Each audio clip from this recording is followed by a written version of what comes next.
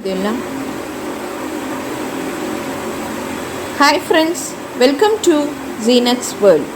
இன்றைக்கி நம்ம சேனலில் நம்ம பண்ண போகிற ரெசிபி எக் மட்டன் கீமா. இதை எப்படி ஈஸியாக டேஸ்ட்டாக பண்ணுறதுன்னு இன்றைக்கி நம்ம பார்ப்போம். நான் ஒரு 100 கிராம் மட்டனை கைமாவை க்ளீன் பண்ணி கழுவி ரெடியாக வச்சுருக்கேன். இதை நம்ம குக்கரில் போட்டு ஒரு 4 விசில் வச்சு எடுத்துடலாம். இந்த மாதிரி வேக வச்சு ஒரு கிண்ணத்தில் போட்டு வச்சுருங்க. இங்கே அடுப்பில் பேனில் ஒரு 2 ஸ்பூன் ஆயில் ஊற்றிக்கிறேன். ஆயில் நல்லா காஞ்ச ஒன்று சோம்பு ஒரு ஸ்பூன் போட்டுக்கலாம். ஒரு ஏலக்காய், ஒரு பட்டை, ஒரு கிராம்பு, இந்த 3 போட்டுக்கோங்க.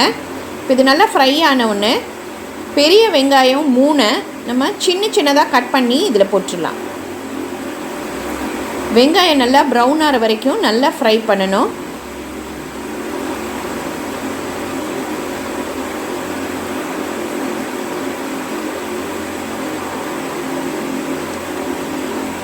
உப்பு தேவையான அளவு போட்டுக்கோங்க.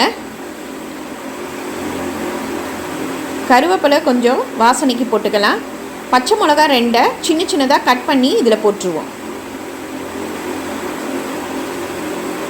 கைமாவை வேக வைக்கையிலேயே நம்ம கொஞ்சம் உப்பு போட்டுக்கலாம். அதனால் இதில் பார்த்து உப்பு போட்டுக்கோங்க. இஞ்சி பூண்டு பேஸ்ட் 1 ஸ்பூன் பச்சை வாசனை போகிற வரைக்கும் நல்லா வதக்கிடலாம்.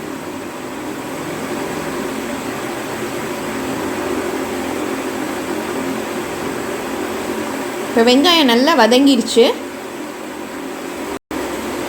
இப்போ நம்ம இதில்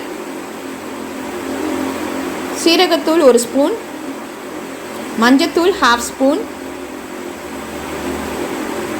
மிளகாய்த்தூள் 1 ஸ்பூன். இப்போ இதை நம்ம மசாலா வாசனை போகிற வரைக்கும் நல்லா இதை வதக்கிடுவோம்.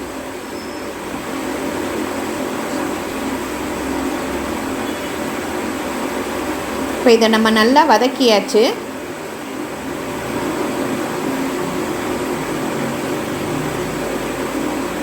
இப்போ நம்ம இந்த வேக வச்சுருக்க மட்டனை அந்த தண்ணியோடையே நம்ம இதில் ஊற்றிடலாம்.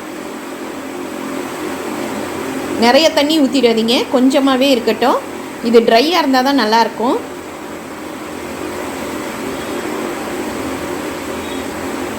நல்லா கிளறி விட்டுருங்க.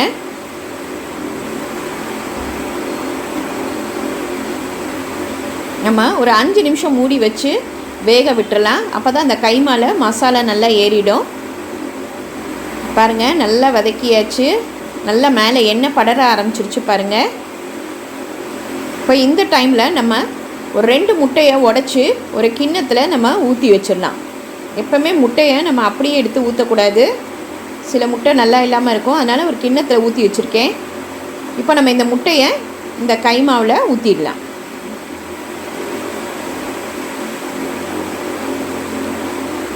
ரொம்ப கிளறி விட்டுறாதீங்க, லேசாக கிளறி விடுங்க. அப்போ தான் முட்டை நல்லா பெருசாக அந்த கைமாவோடு நிற்கும். இங்கே பாருங்கள், இந்த மாதிரி லேசாக கிளறிட்டு திரும்ப ஒரு 5 நிமிஷம் மூடி வச்சு எடுத்துடலாம். வாவ், நம்மளோட சூப்பரான எக் மட்டன் கைமா ரெடி ஆயிடுச்சு பாருங்கள். இது சப்பாத்திக்கு பூரிக்கெல்லாம் ரொம்ப டேஸ்ட்டாக இருக்கும். தயிர் சாதத்து கூட இதை தொட்டு சாப்பிட்டோன்னா ரொம்ப நல்லாயிருக்கும். நம்ம வெறும் மட்டனை வச்சு கைமா வச்சு பண்ணுறத விட இந்த எக் மட்டன் கைமா ரொம்ப டேஸ்ட்டாக இருக்கும். இது ரொம்ப ஈஸியான ரெசிபி. இன்றைக்கி இதை ட்ரை பண்ணி பாருங்கள். லைக் பண்ணுங்கள், ஷேர் பண்ணுங்கள், ப்ளீஸ் சப்ஸ்கிரைப் பண்ணுங்கள். உங்கள் கமெண்ட் எனக்கு அனுப்புங்க. தேங்க்யூ.